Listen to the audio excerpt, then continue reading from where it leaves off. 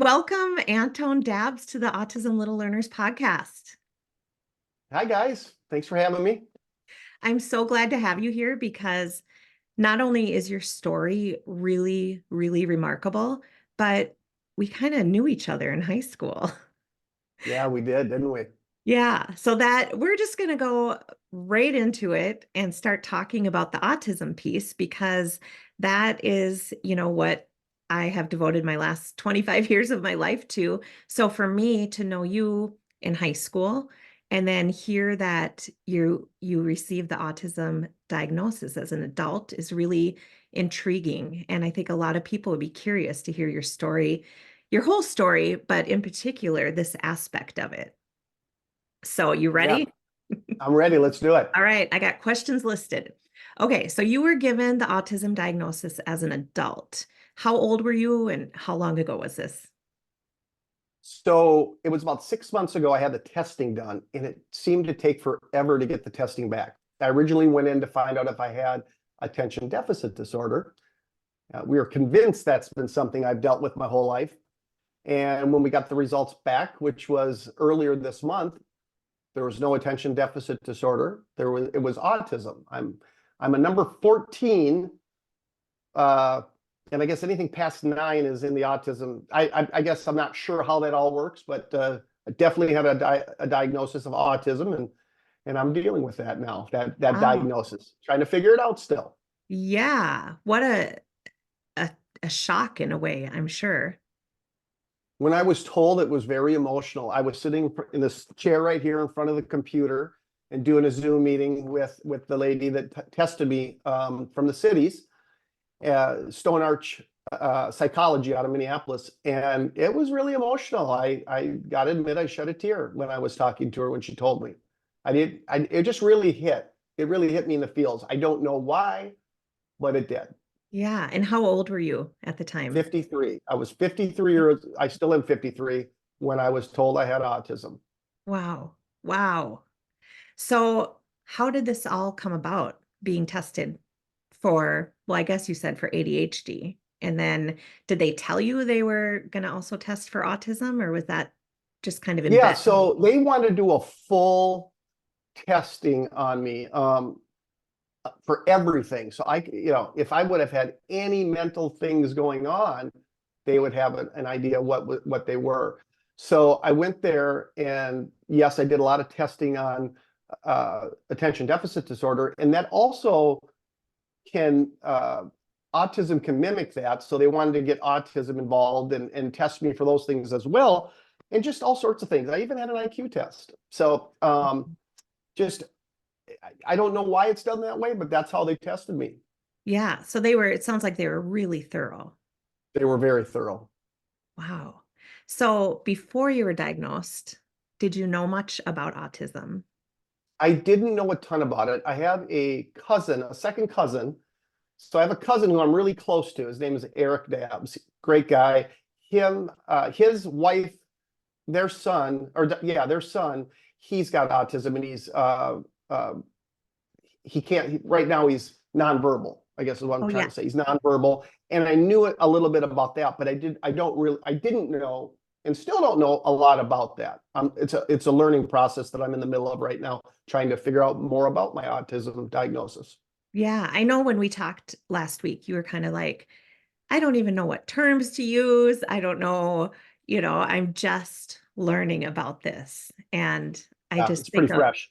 yeah, what a, I don't know. I feel like if it was me, I'd want to try to consume everything. Do you get overwhelmed with that, or you just kind of go with the So flow? one of my things I've dealt with my whole life is if I have an interest in something, I get hyper fixated on it. That's where I'm at right now with autism. And not just autism in general, just mental health. But autism, Yeah, I'm focused more on than anything probably, but just mental health. that makes sense. And when you were first diagnosed, I mean, this was only a few months ago, but what were your initial thoughts and feelings? You said you were, a little shocked, shed a tear. How Yeah. else did you feel, and how did your wife, what did she think? Well, so once we realized that that was the diagnosis, it shed a light on some of the things that I've dealt with. I've been married now 22 years. And it shed a light on some of the things that I do around the house, and things like that. I can't seem to make the clothes into the basket, the dirty clothes basket, but I can get them close to it. I don't know why, but the doctors seem to think that was part of my autism. And there's other things as well, but she has, we'll watch a movie, and when we're watching the movie, I have to have an iPad in my hand or a book in my hand or my phone in my hand, and I have to be stimulated by having multiple things going on. That used to bother her.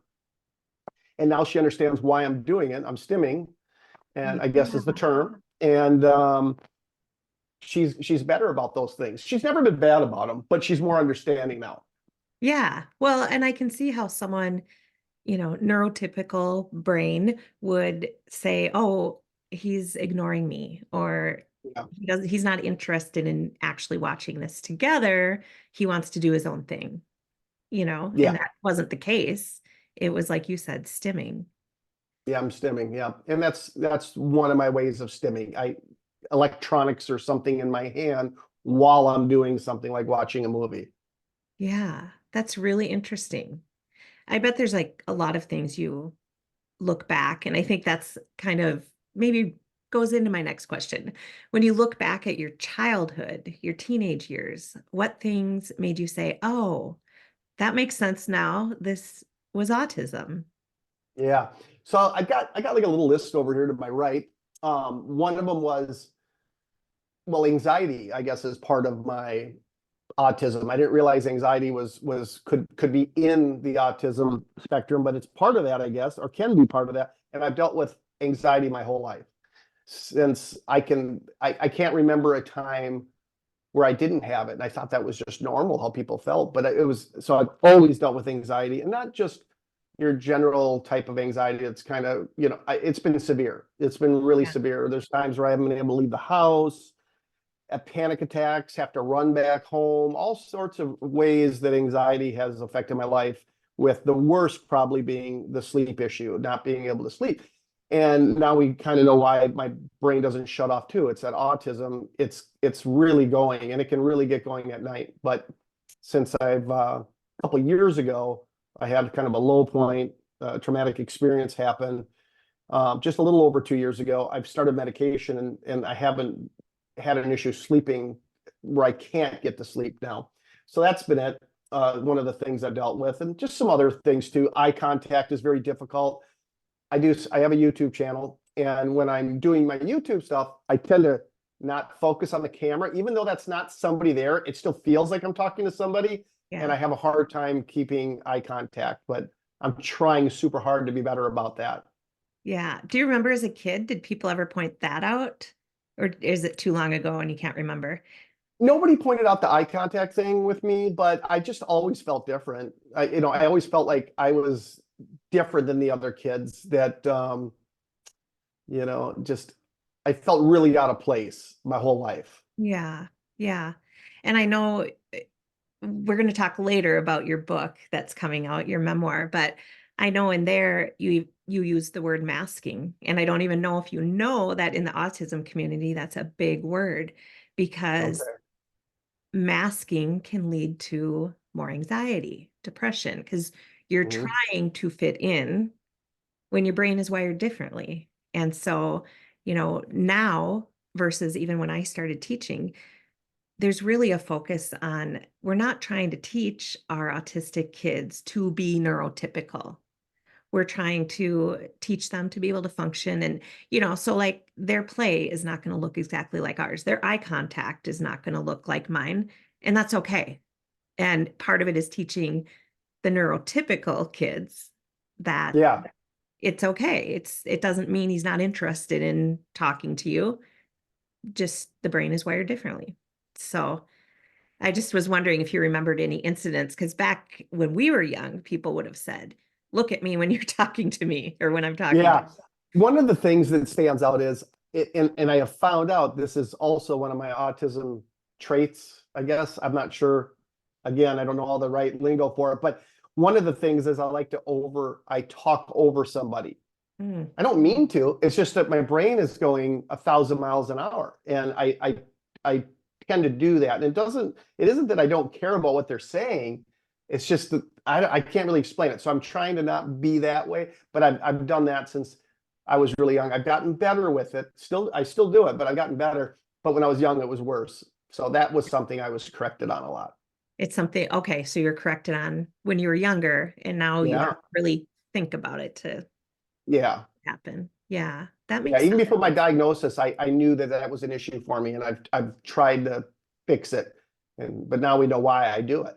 Yeah, yeah. So even if when you know why, I would think it takes it relieves you a little pressure. Like it's not just this fault in my personality. There's a Yeah. reason.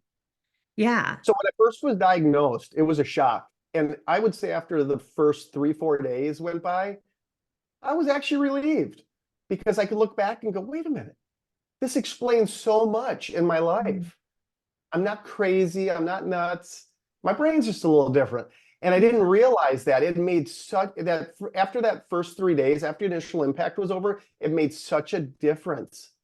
It was like a weight being released. And it also made me want to talk about it because I'm not embarrassed by it or anything. It is what it is. And there's so many Yeah. people out there struggling with this. And, I want to help. And that's part of why I wanted to talk to you and put this out into the world because I feel like you're in the position where you can really help people. Like you went from not really knowing much about autism to boom, at 53, you're given the diagnosis of autism. And now you're willing to talk about it and learn about it and share how just getting that diagnosis has helped you. Kind Oh, of, it's been a game changer. yeah, be kinder to yourself even, you know, Yeah, and look I can back. let a lot of things go. Yeah. Yeah. I'm so happy for you. Really. I mean, we haven't talked or seen each other since high school. We've been in touch a little on Facebook and kept up with each other's lives. But I told you last week when we chatted, I had absolutely no idea what your life had been like, even back before we knew each other in high school. Yeah, yeah. Your book talks about everything. So I keep saying his book. We'll talk about it in a minute, but it's his memoir of his whole life. And so it's not a book about getting the autism diagnosis. That's just a piece of your life. But okay, I'll get to that in a minute. I'm just so excited because I finished reading it last night and I'm excited to talk about it. But okay, so when you look back at your childhood, um, what things maybe would have helped you in school? Yeah, so I was thinking about that. Nobody talked about anxiety then. I don't even know if people knew what autism was then. I mean, it just wasn't something that was talked about. So it would have been great if somebody saw that I was having issues with the actual schoolwork and keeping focused and pulled me aside and got me the help I needed, but they just didn't do that back then. They just didn't do that. So, No. that would have helped. I think today it's probably a little better than it was, but I just needed somebody to pull me aside and get me the help. But I don't know that the help was there at that time. So I don't know. It's a hard answer. It's a hard question to answer because it's such a different time back then Yeah. than it is now. Yeah. And, back then, I assume you're just thrown into a general ed classroom and it's sink or swim. It's not, Yeah. okay, he seems to be struggling with this. You talked about, um, sometimes it's hard to sit still and pay attention. And Hmm. then you're all of a sudden kind of like a problem child, or, you know, I think in the book you talk about the solution was to send you to a different school and then that didn't work. So then hold you back and then hold you back again. And just Yeah. the mental impact that had on you to be older than everyone in your grade. Yeah, by the time I met you in high school, I was 2 years behind. I was 2 years older than everybody else. And because of my mental state at the time being anxiety really bad and embarrassed about things I maybe shouldn't have been embarrassed. I was super embarrassed about being 2 years older than everybody else in my class. And I think I lied to pretty much everybody. I didn't let anybody know my real age. I was so embarrassed by it. And that all has to do with the autism and me not being able to do well in school at the time. Yeah. And your needs weren't met to help you function and move forward and progress with your education. And back then, like you said, it's so different. The solution was just, we'll hold them back because a repeated year of whatever grade, that's going to fix it. Yeah, Right. right. And it's not the fix, It's so obviously. crazy to think about that, isn't it? Yeah. I was advanced in some ways, like reading and all that stuff. I was advanced. I was well past my grade in reading, but so it wasn't for a lack of having the smarts, I think. I just couldn't focus on learning. I just couldn't do it. But Yeah. And you said the social piece caused you weren't sure how to interact socially. And so yeah, you're like, I'll be class clown. Or as you got older, getting into trouble, hanging with that group was a little easier than trying to figure out how to yeah. socially I interact. didn't know who my people were. And I could, so because of that, I mixed with a lot of different type of groups. And like you were saying earlier, masking, I could make myself kind of fit, but it never felt right to me. Yeah. I was never comfortable in my own skin wherever I was, whoever I was hanging out with. Yeah. You know, as an educator, I just want to, I know I wasn't an educator back then, but apologize for the education system for what you went through because Yeah, it was tough. it's not fair and things aren't perfect now, but I'm sure glad that they have changed and individualized support for people that need it. So, Yeah, yeah, okay. that's true. Um, you did talk once about some of the sensory issues, and I think when we talked last week, you're like, "Oh, I didn't put two and two together on that." But you said like certain socks you won't wear because of the Oh my feeling. gosh, Yeah. I don't know if you can see this in the air, but these are the thoughts right now that drive me crazy. So it's just the feel of them. I put them on purpose today because of that. Did you? So different types of fabrics and things like that, just they don't feel right on my skin. They just don't feel right. And then certain sounds, Mhm. if somebody chews with their mouth open, yeah, people probably get annoyed with that. But to me, it goes right through my brain.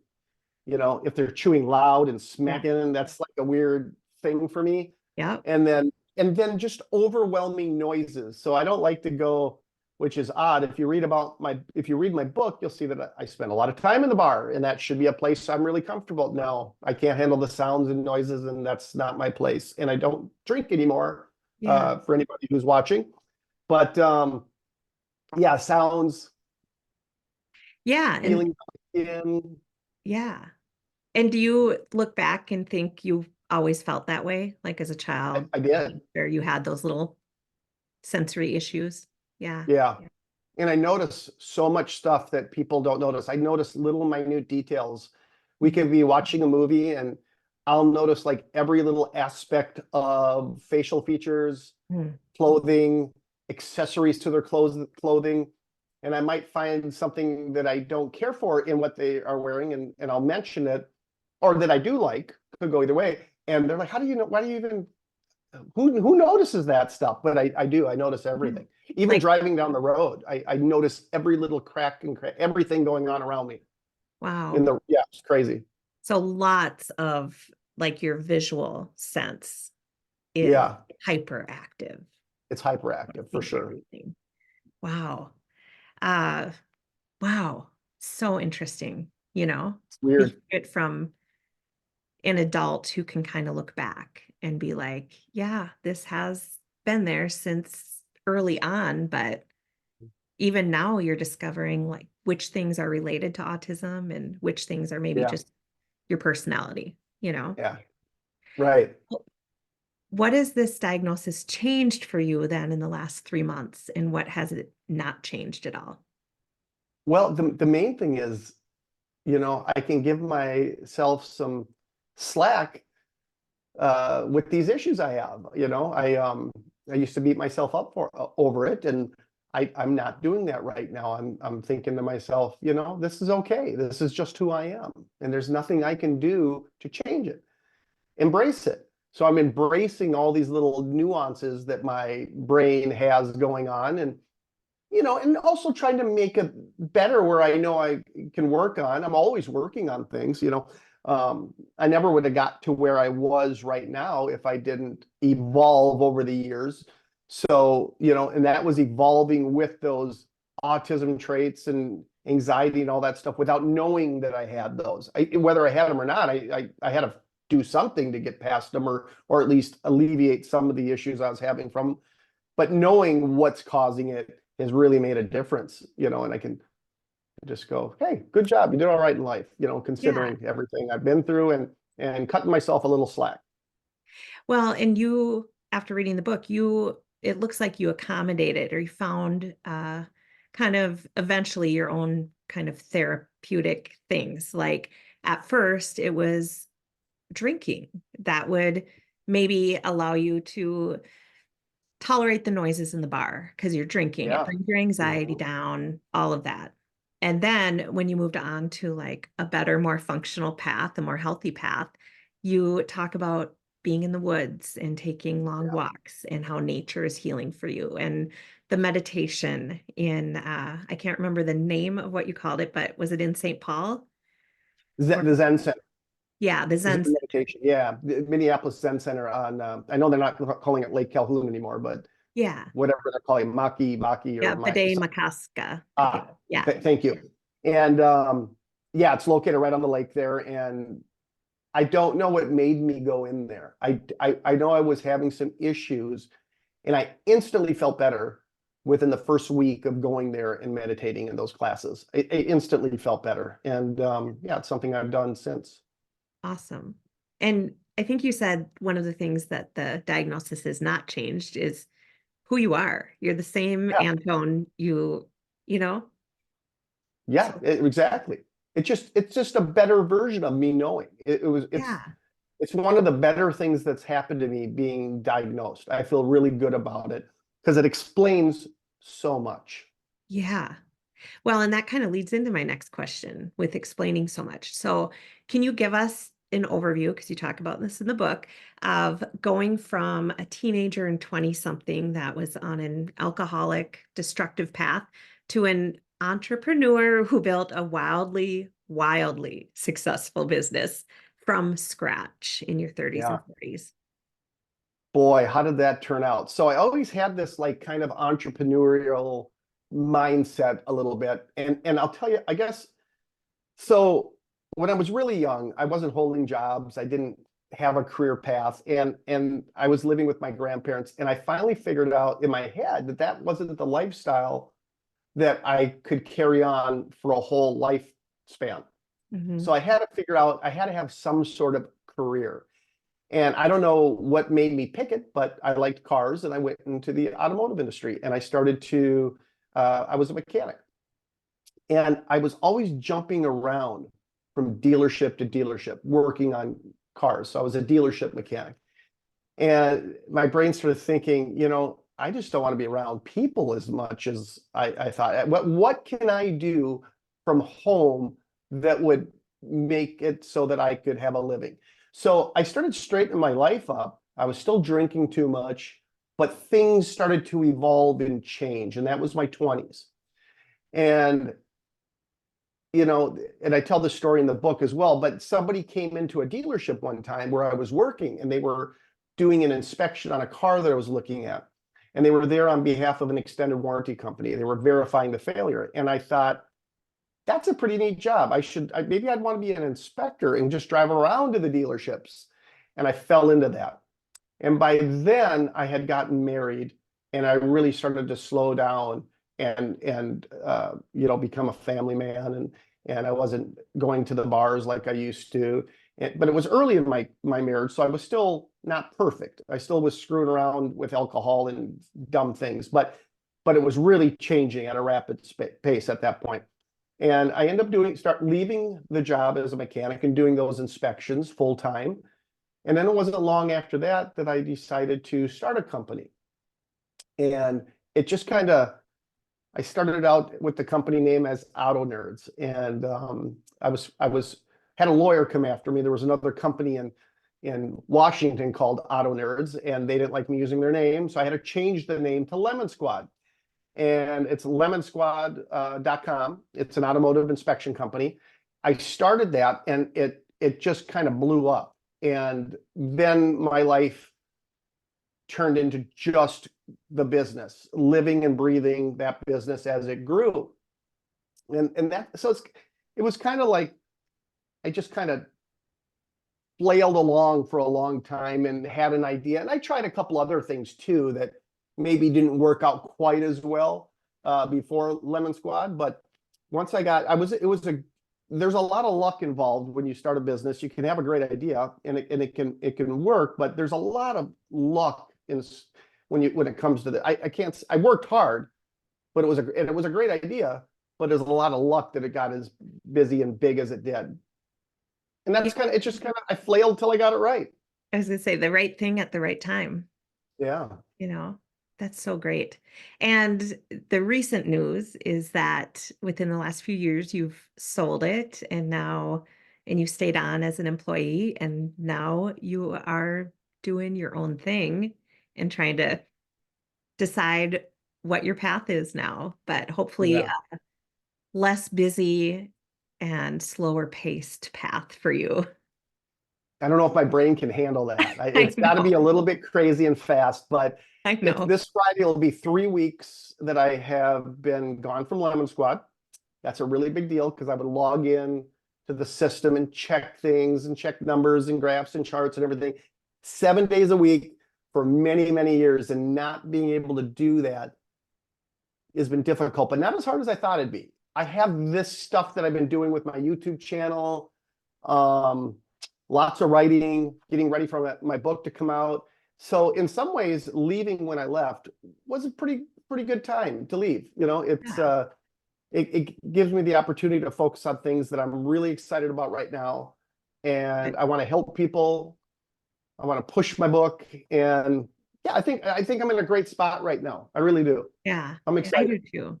It's such a fun time to kind of come back into your life, because looking back and reading everything you went through in between when we saw each other in like ninth grade and now is just, I don't know. You guys, I keep messaging Anton and I'm like, oh my gosh, I'm halfway through the book and I just did not know what you've been through in your life. And, it's been kind of a wild ride to reconnect and hear what your life has been like. Uh, Yeah. how do you think that autism and having a neurodiverse brain helped you succeed in your career? Oh my gosh, that's a great question. And I've given that a lot of thought.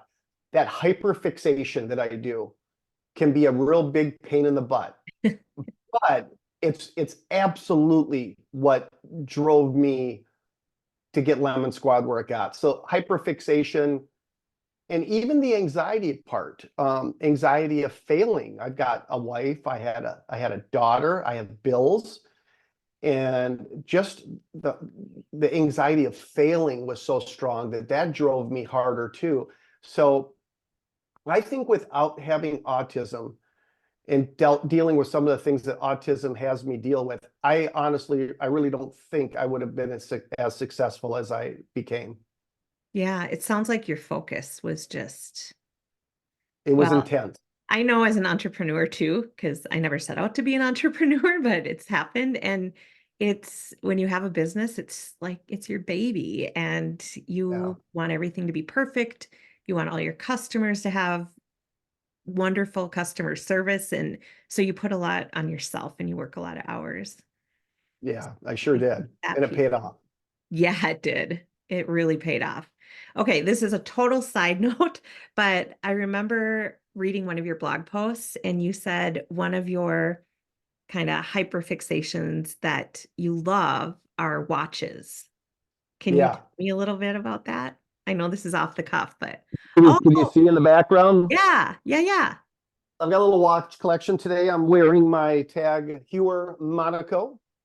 And I don't know where that came from, you know? No. So there's these, excuse me, these videos on YouTube. There's some channels, Wristwatch Revival is one of them. And they can find this old watch that's been sitting in the ground for 50 years, and they'll take it apart, all the little pieces and stuff, Oh, and clean it and put it back together, and it's a functional watch again. But the process of going through it is so cool. And I don't know, I just always had a thing for watches, but it's taken on another, another level. yeah. Oh, Yeah. and they're all different. So the Yeah. ones I like to collect are either the ones that are self-winding, which they're Mhm. called automatics, and then the ones you have to wind. I'm not such a big fan of the ones that take batteries.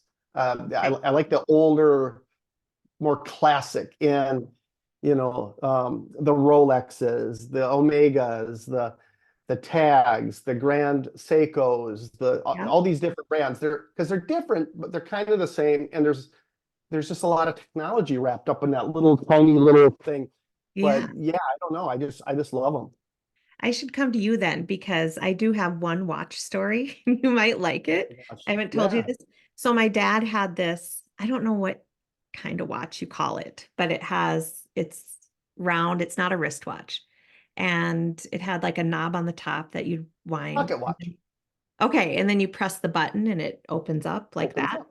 Yeah. Yeah. Pocket Okay. watch. So Oh, they're great. the best thing ever from my childhood is we would go over to dad and we'd be like, please, can we do open sesame? And he would hold it. And we didn't know there was a button on the side, like we were too young. And Oh, he would go like this, or he'd have us do this. And we'd say, open sesame. And all of a sudden it would go and open up. that would have been fun. What And a great it's not memory. working anymore. So Oh, you should, darn. Well, there's places that can help you with that. yeah, But yeah, yeah. But that's a great it memory. opens. But yeah, it's kind of one of those things like I didn't think about it until we were talking watches. Yeah, there's my collection over there. And yeah, maybe I'll But do a video on my watch collection at some you point, a should. YouTube video. Yeah. Yeah, that would be awesome. I'd love to watch that. Okay, so now what I've been alluding to the whole time, you have a new memoir coming out and you share about your life, your struggles, and your challenges growing up from a really young age. Um, I had the honor of reading this book and finished it last night, and I've told you this already. Wow. Um, your book, it's titled From Turmoil to Triumph, and the title is totally fitting. That's exactly what this book is about. And like I said, it's not about the focus is not your autism diagnosis. That is kind of later at the very end of the book. But if you kind of go into reading the book with that lens, you might pick up some of the things that you struggled with related to autism. Yeah. Yeah. So you, in this book, you don't actually mention that diagnosis until the very end. Can you tell everyone about how your memoir came to be and what the process was like for you?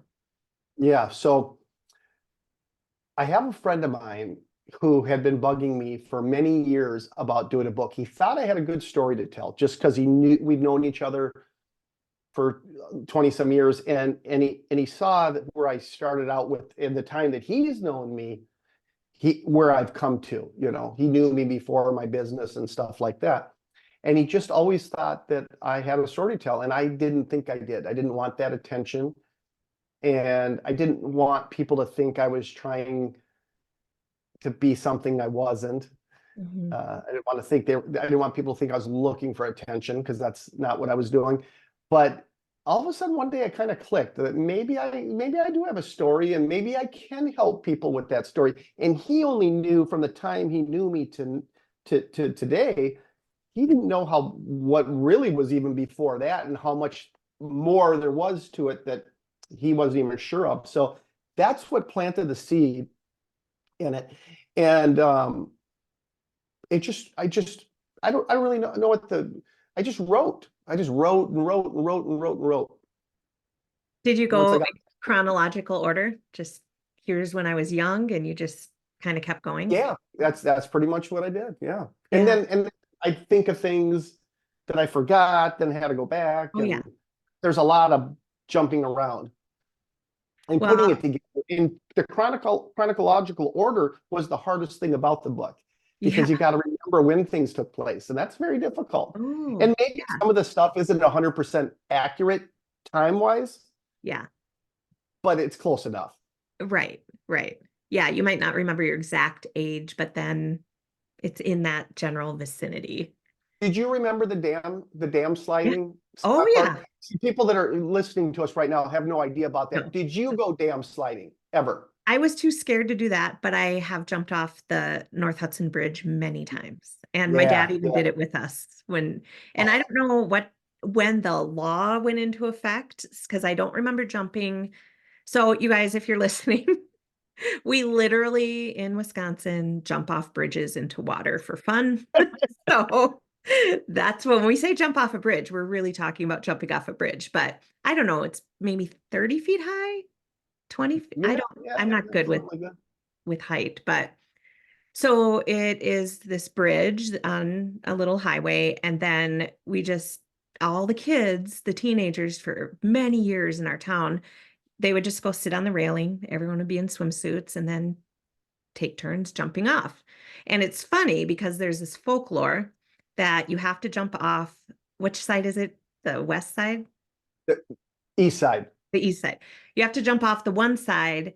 And if you go off the other side, you might get impaled by the remnants of the old bridge underwater. And I don't know if that's Yeah. true, but no one ever jumped off Hey, that who's going to side. test that one out, right? No, no Yeah, way.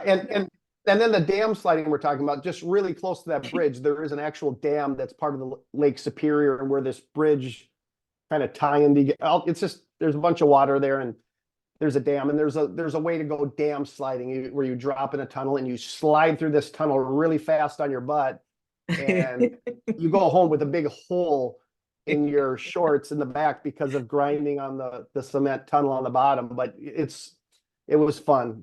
Yeah, Yeah, it was I fun. watched a lot of people do it. I was too chicken, but when I was middle school, my dad would come over to the bridge and jump off with us. That is And so cool that he did that. I didn't know of yeah, any parents that did that. That is, right? your dad Right? was special, man. He was a cool guy. That's And so then cool. it's funny, my dad had a story. I think they even did the dam sliding when he was young in Hudson. It went Oh, that far wow. back because he talked about his brother getting in a fight at the dam when they were dam sliding with a guy named Rex. So just these little things from the Oh my past. God. But that was probably in the 50s. So yeah. Oh my gosh. Okay. We'll have to talk more about the bridge. But okay, so your book, where can people pre-order it? Because it's on pre-order now, but Yeah. it's coming out very soon. AntonDabbs.com. ANTONDABBS.com. There's a Perfect. page there, yeah, for purchase for pre-ordering the book, and then it'll start getting shipped towards the end of the month. Awesome. I'm so excited to get my physical copy. And where can they find you online and social media? And I will definitely put all these links in the show notes for the podcast. Yeah, so let me see if I got it right here. I have a YouTube channel, guys, that I'm really focusing on, and it's youtube.com/ the @ symbol, ANTON_DABBS. Okay, So perfect. yeah, I guess it'll be included at the end of this video, but yeah, please come subscribe to my Yeah. channel. I just put a new video out that went out 45 minutes ago that talks a little bit about what we're talking about today. You might enjoy it. Yeah. And I love it because you're just getting going on there. And so people can go and subscribe and follow you and kind of be there at the beginning as you continue to talk about all these things in your life. One of those things being autism. So Yeah. I I think am going forward, that's going to be a really big part of my channel. So good, good, because I feel like that is going to help so many people that feel like you felt, and maybe they will pursue getting testing and seeing if maybe that is what is going on with them, you know? yeah, that'd be great. Yeah. Well, thank you so much, you guys. Anton Dabbs. I will put all the info either below the video, in the podcast show notes, wherever. We're going to plaster it everywhere so you can follow him. And I absolutely loved talking to you today. Thank It you. was great being here. Thanks for having me.